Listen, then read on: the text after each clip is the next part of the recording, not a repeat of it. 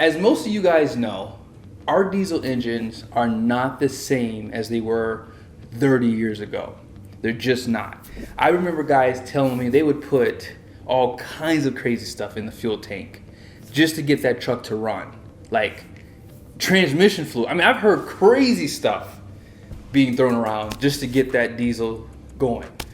You can't do that today. You absolutely have to be careful what you put in your truck. As a matter of fact, sadly today, with all of these external places we can buy stuff from, like Amazon, Alibaba, I never buy anything from that place because I never trusted them. But my point is, you could buy just about anything online at half the price and you think you're getting the same quality. Most of you guys know Josh over at Truck Stuff. He is going to go over something that is so important. Now his video, he posted this video 2 weeks ago, has about 7,000 views.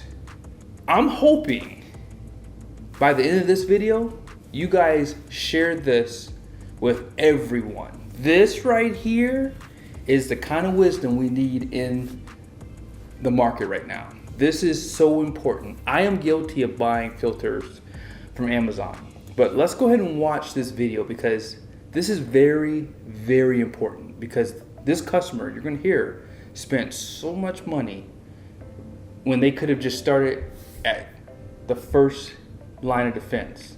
But don't take my word for it, take Josh's. So let's go ahead and jump into this. And be sure to subscribe to my channel if you haven't done so yet. And be sure to go over and follow Josh's channel at Truck Stuff too.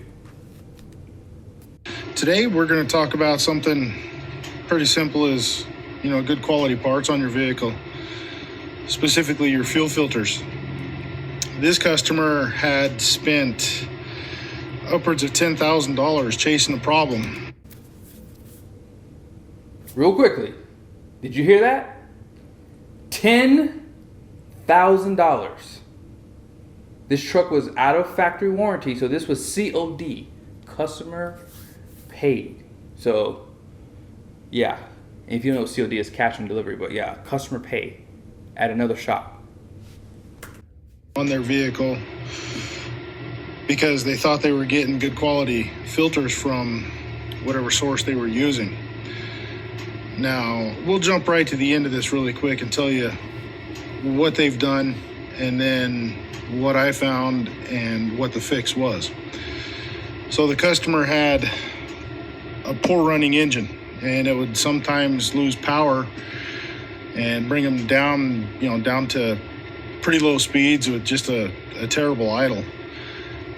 They replaced their injectors, they replaced their injection pump, their CP3 injection pump, they replaced their fuel rail, and they replaced, gosh, what else did they replace? I can't even remember now.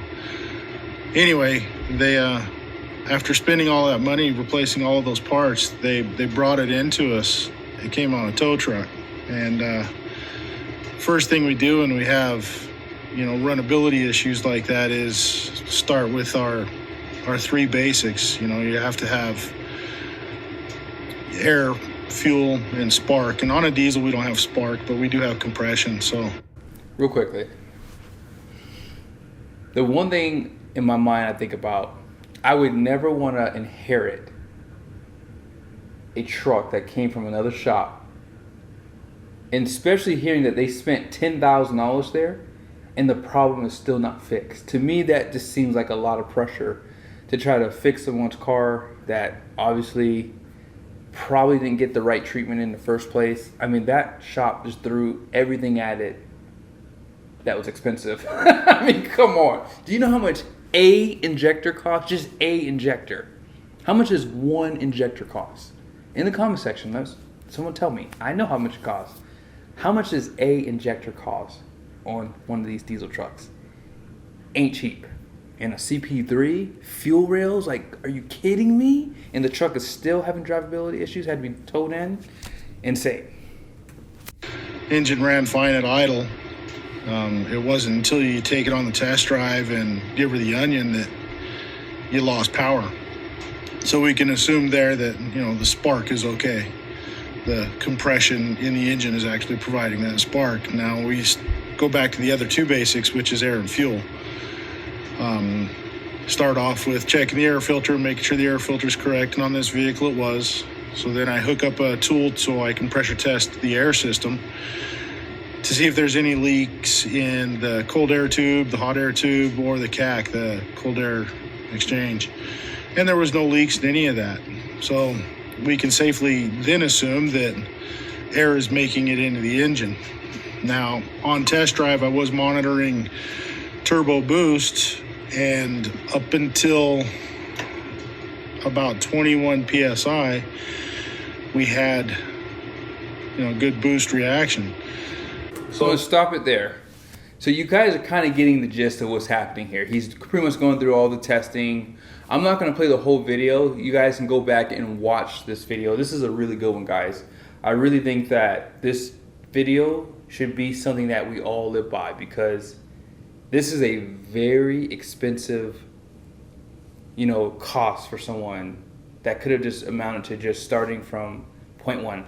Now, I don't know when this customer changed the filters. I'm not going to go too far ahead here, but you probably are getting the gist that this probably has something to do with the filter. So I'm going to jump into the video here where Josh is going to explain and show you literally what you should be looking for.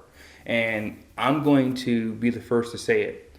I'm not buying any more filters from just any old supplier. I'm not doing it anymore. It's going to come from 100% a trusted supplier. First thing I'm going to show you is what a brand new filter looks like. Okay. I know it's really hard to see, but it does say Cummins. It does say 6.7 Cummins. Gives you the Fleet Guard emblem on there and everything. This is a factory Mopar filter. This is the box that I took the factory Mopar filter out of. Now, if we look down inside of this filter, you see that white little post sticking up at the very bottom. It's kind of hard to see from this angle, but there is a post in there. This one comes up to a pretty fine point. A fine point is pretty important. What it does is when you put the filter into the housing is it pushes on a backflow ball inside the housing. It's integral. You can't replace that without replacing the entire filter housing. If that ball doesn't get pushed enough, it will restrict the amount of flow coming through the filter. Now this filter is the filter that we took off. It also has all of the 6.7 Cummins markings on it, and the turbo diesel, the Fleet Guard emblem, all of that stuff, correct Mopar part number. Everything about this one looks like it's a factory Mopar filter. It's not until you look inside of it and you see that post. Now, it's really hard to see without cutting this filter apart and looking at it, but it looks more like a Phillips screwdriver. It doesn't come up to a fine point. It's also about 30 thousandths of an inch shorter than what the factory one is. I've measured them in the past. I'm not going to cut this filter apart and actually measure it, but we've had this problem before. It's not the first time we've seen filters like this. Now, we did contact the customer and got a little bit more information on this vehicle and on their parts that they put in. These filters were ordered off of Amazon, branded as Mopar filters in Mopar boxes, so they thought they were getting a genuine Mopar part. So I'm going to stop it right there because you pretty much know what we're going to be talking about here. So I have been buying my filters for my GMC on Amazon. And the reason why is because of what he just said. The customer basically told Josh that they've been getting all their filters off of Amazon. They came in a Mopar box. They have all the writings and markings and everything, the trademarks on top of the filter, just like it is on the regular Mopar filter. So in your mind, you're like, well, this is the exact same thing. When I went to my local store, the fuel filter was like double the cost. And so I'm like, well, on Amazon, because I went through all the comments, everyone said the same thing that I thought. Oh, well, it says all the same stuff. I think it says made in Czech Republic on the GMC and Chevy fuel filters. So the ones that are from the factory of GM say the same thing. So I was like, okay, well, cool. I'm not gonna spend double since the dealership was charging more. Well, obviously these filters are different. So I have to find another supplier, even if it's $10 or $20 more for the filter, I'm gonna pay it because I don't want something like this to happen to my truck. See, I don't know if there is a restriction for these aftermarket companies. Like, obviously most people want the factory because if you have any warranty claims, things like that, if there's any failure, if they can show that that filter is the cause of a complete failure in your fuel system. I mean, again, a fuel system on these trucks is $10,000, give or take, depends on what breaks. I don't want this to be the result of that. So that's why for me personally, this video was such a huge like eye-opener because again, they all look the same. The filter is the exact same. When I used to have my Ram 3500 and my 2500, I went to Gino's Garage. So Gino Garage, they are obviously they're a separate company from Mopar, but they still offer Mopar products, number one. But number two, they also have Fleet Guard too. So if there was ever a shortage, because during the pandemic, a lot of dealers and suppliers were buying aftermarket filters because they didn't want to run out, so they would still have something to provide to the customers, obviously. So with that, there could be some dealers floating around these aftermarket parts too because they just needed something to keep their business open too, and they didn't want to run out and say, oh sorry, we're out 2-3 weeks for filters. So yeah, that's something else you have to consider. So if I ever have a chance, maybe what I'll do is I have an Amazon filter in my truck right now as we speak. I may go to the GM store that's local to me, buy a filter at double the price, and then compare them and see if there's any difference. Because if they are in fact the same, because there's probably some type of clause where you can't create the filter the exact same as the manufacturer one. Therefore, that's why on the inside of the filter is black where that cross was. If you didn't see that cross, there was like a little thing in the center, little, as he called it, like a little thing that I guess relieves pressure for the fuel system so it can flow. It was different there, but on the outside and most of the filter part of it is always the same. So they must have to make some changes to it.